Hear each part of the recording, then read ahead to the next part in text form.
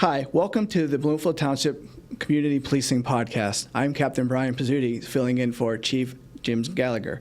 And today we have a special guest with us. We have Chief Curt Lawson from the Franklin Village Bingham Farms Police Department. Before we get started, I want to read a little bit of background on Chief Lawson. He has a lot on here, so I don't want to go ahead and mess it up. So Chief Lawson began his law enforcement career in 1994 as a police cadet for West Bloomfield Township Police Department. In 1995, he was promoted as a police officer. Throughout his career, he had a vast variety of positions, including undercover detective, supervisor, commander of various aspects of the agency. He also was the public information officer for both the Township West Bloomfield and West Bloomfield Police Department. He was promoted to deputy chief of police in 2015, where he oversaw the administrative division and various aspects of the agency as well. Curt holds a master's degree in criminal justice and a graduate of the FBI National Academy. Curt is a four-time Ironman triathlon finisher and earned his black belt in Tang Soo Do karate. When not at work, he enjoys spending time with his family, his wife Erin, their two children, and their dog. So Curt, welcome to the show. It's great to be here. Thanks for having me. So going through your training here, I just have to ask one thing. I want to focus on this whole idea of this community partnership that we have with Franklin Village. Again, this is an honor for you to be here. How does that relationship work between Franklin Police Department and Bloomfield Township? Well, we actually have a fantastic relationship. As you know, we share services. You dispatch for our officers. You have an amazing communications center here at Bloomfield Township. We were at Farmington Hills, and for many years we used their facility. And we kind of outgrew them a little bit. And we had always had such a great relationship with Bloomfield Township. So once we made that transition, it's really been seamless. Obviously, the command staff, we get along very well, and the officers have coffee together. So it really made a lot of sense to us to make that transition. You provide a great service to us, and I'm pretty sure if we keep those checks flowing to you, that we're going to be doing it for a long time in the future. Yes, that's for sure. And just speaking from my end of the view, as a captain of patrol services, we definitely enjoy having what we consider our Southern Bloomfield officers. In the regards to the partnerships, the officers are very close, and there's a lot of times they actually are on calls together. So that is one thing that I definitely enjoy, having the partnership between the two agencies. I think, partnerships are the key in law enforcement. Certainly, as a law enforcement agency, you have to be a partner with your community, but you also have to be a partner and share information with your surrounding jurisdictions, and I think we're a great model for that. Perfect. So speaking of partnerships, I noticed through your biography here, you went to the FBI National Academy. Can you tell us a little bit about that? Yeah, I look back on it, and I was so fortunate to be able to do that. The FBI National Academy, just to give a little background, is a 10-week leadership course. It's at Quantico, Virginia. And it's meant for police executives around the country and really around the world to be able to go and learn different, leadership philosophies. When I went there, I chose to look at counterterrorism, leadership of major incidents, as well as public speaking. And I thought that those were really important because at the time I was working at West Bloomfield, we had a very large Jewish population, a very diverse community. We're always concerned about, threats to our residents. So I went there for 10 weeks, and I got to meet people, like I said, from all over the world, and you learn about their experiences, what they've done well, and maybe what they didn't do well, and you kind of take little nuggets back with you, and you learn and you build as a leader. So it was fantastic. So I guess obviously you had just an overwhelming amount of information, I'm sure, at times. If you could pick one or two things that you really learned, that you see that transition from the classroom, I guess you could say, and now transferred over to your actually working position, what would that be? I think the biggest thing that I got out of it, besides the relationships and the contacts that now I have literally all over the world, was the ability to speak in front of people. I think, a lot of people get a little bit nervous, or they don't know really how to connect with your audience. And being there for 10 weeks, surrounded by video cameras and these executives that are in charge of police departments with thousands of people, and you're talking in front of them and you're giving a speech, it really gives you a lot of confidence. And I was able to bring that back with me. Became the PIO, which is the Public Information Officer for not only the police department, but then I was named for the township as well. And it was a huge benefit, I think, for myself and for the township. So I thought it was a win-win and definitely a valuable experience. Well, good, because just like you said, especially in your position now as the chief of both of the communities, you're going to be exposed to the public, I guess you could say. You're going to be in front of the public explaining things, and you have to have that community relations. So when did you actually take over? When did you become the top dog in the community there? So I retired from West Bloomfield the beginning of 2024, and then I was hired as the deputy chief investigator at Franklin in early February. And the plan was for me to transition into the chief's position in August, which I did the third week in August. So it's been about 4 months now. It's been fantastic. And I tell you what, I didn't really know what to expect when I went to a smaller agency like that, but the officers have been fantastic. The residents have been fantastic.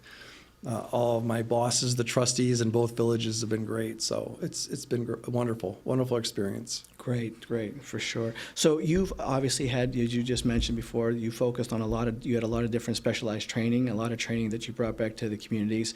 Right. For your officers, what is your training program for your officers? You know, I've really focused on when I became chief is I wanted to lay out to them exactly what my vision was, and I talked a lot about customer service, partnership with the community, and professionalism. That's really the bread and butter of what makes Franklin really special, and we have to continue to do that, and we have to even get better at it. But I also wanted to bring a lot more training to the officers. I wanted them to be prepared for anything. We don't get a lot of crime in Franklin or in Bingham Farms, but bad things can happen anywhere, and I want our officers to be prepared to be able to deal with those things. I'm confident that they can, but we've actually doubled the amount of training from a year ago already, and we're going to continue to do that. We're also looking at doing an accreditation program through the Michigan Association of Chiefs of Police. I know that Bloomfield Township went through it. It's a difficult process. It's a process that takes 1.5 years to 2 years to do, but it's really something that kind of raises all boats in the water. It makes the organization really a top-tier organization, and that's what we're looking at right now. And we're going to improve our policies. We're going to improve our processes. We're going to be one of the top trained departments, and I think everyone in the department is pretty excited about it. Good. And with the accreditation, because you are correct, Bloomfield Township is an accredited police agency. Explain to me a little bit further regarding the accreditation process and all the proofs and understanding, so people out there can understand what exactly. It's not just, hey, you're accredited kind of a thing, and somebody comes in, you're good to go. But what does that actually entail? Well, there's a lot of different processes you have to go through that's spelled out. You would actually be more familiar with that process than us, because we have not began that process. I know what the results of that process is, and you guys are a shining example of that. So I have named a accreditation manager, which is Sergeant Medlowski, and then he's going to put together a team where we're going to carefully plan out how we're going to make it through this accreditation process. Yes, so for those that don't know, the accreditation process is a process. There's a lot of things agencies think that they do correctly, but there's always a better way to do things. With that being said, is you actually have assessments. You actually have many assessments come in and to make sure that everything from the care of prisoners to the way you're supposed to handle a traffic stop, for example.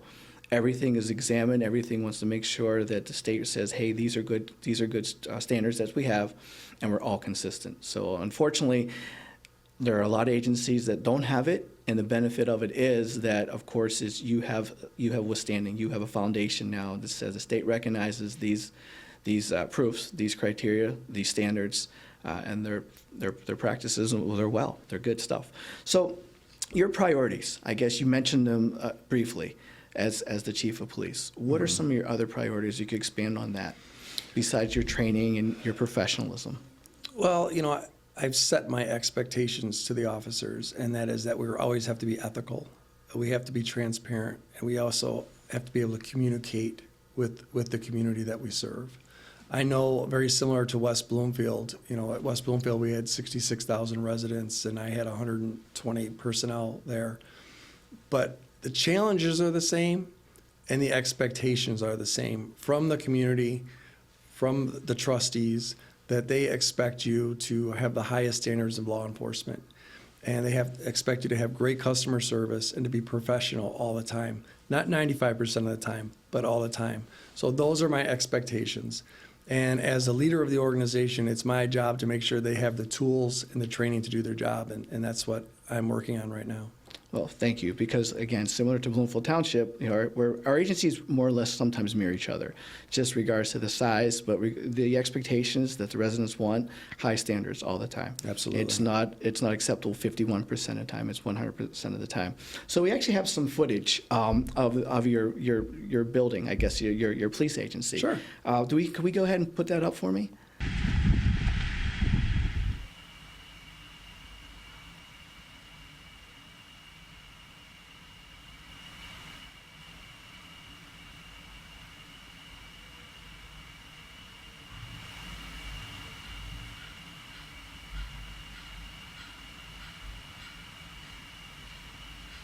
This is the squad room at Franklin Police Department. This is where we write our reports. This is where we, tag evidence and whatnot, and just do basic ins and outs of police work. We have our Motorola radios over here, and then we also have our body cameras we dock up here. They're all numbered by officers' badge numbers, and we throw them on our vests starting a shift, then we redock them at the end of shift. And this is not a very big room, but this is where we do our reports and update our logs and etc. Like, let's say hypothetically one of our night shift officers makes an arrest, whether it's a traffic-related arrest or a drinking or an impaired driving arrest, and then there's like a bottle or something like that in the vehicle. You can tag it as evidence. We seal it, and then it goes into one of these lockers. And then it essentially gets documented, the report sent up to the detective bureau, and then over here we actually have where we put our duty bags, just be trying to stay organized. And duty bags just consist of general paperwork, usually a pair of poke-proof gloves and just winter stuff, high visibility vests, stuff like that. And also we keep our go bags right over here.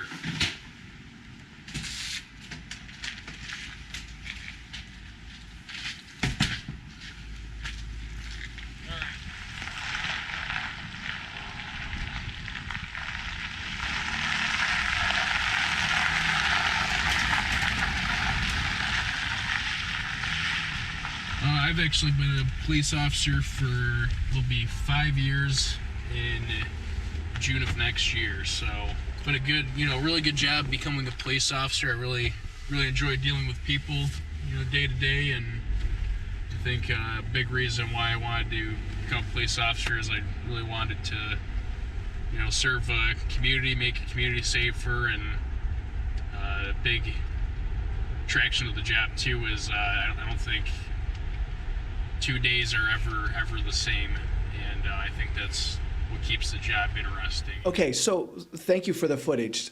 So one of the challenges, I guess, coming from a larger agency like West Bloomfield to a smaller agency, what are some of those challenges that you face as now the chief of police? So what I found coming to Franklin was that the police department is funded through the general fund.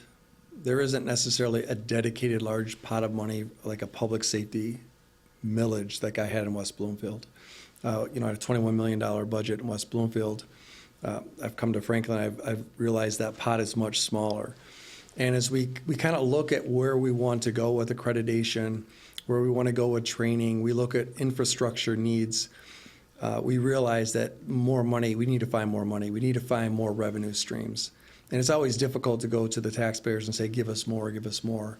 So right now we're kind of building the foundation of why we need this money and why it would be justified. And we just have such incredible support from our communities that we feel that they are going to provide to us when the time is right. But we need to be very strategic on how we lay out our plan and what we're going to use their valuable money for.